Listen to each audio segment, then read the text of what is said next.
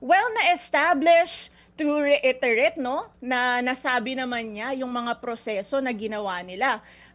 First is yung pattern of violence, tinry nilang i-establish, kaya pinlay nila yung video na noong mayor pa si VP Duterte ay nanapak siya ng sheriff, di ba? Yung gravity or seriousness ng threat, kaya pinlay din nila yung mga naging pahayag ni Mr. Baste or Mayor Baste Duterte, the identifying character involved, yung capacity, yung kakayanan ng Vice Presidente na i-carry out or i-execute yung di umano'y planong pagpatay sa Pangulo, kanyang asawa at kay Mr. Romualdez, and the intention or motive. So yun yung naging meat ng testimonya ni Director Matibag today.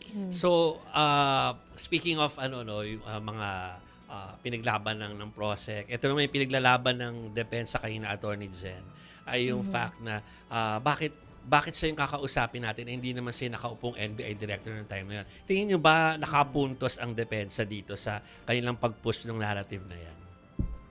To be fair, no, sa defense and especially kay Attorney Vinluan, to be fair sa kanya, maganda yung kanyang cross-examination kanina, no. May mga aspeto rin na nakapunto siya. For example, doon sa pirma ng asawa, 'di ba? Yes. Nakapunto siya doon for me na yung pirma ng NBI agent, alam mo, pero yung pirma ng asawa mo. Hindi, yeah. So things like those. Yun nga lang, eto na naman tayo. Doon lang ako medyo nasobrahan sa kanya. Doon nagalingan ako sa kanya today, eto na naman yung irrelevant na nagpalabas siya ng trust rating ni VP Duterte na wala namang relation. So, yung tanong kunwari, kung natibag ba nila yung Matibag. credibility ni Director Matibag, it's too soon to tell. Tingnan natin tomorrow sa continuance kung mababasag ba talaga nila or matitibag yung credibility ni Director Matibag.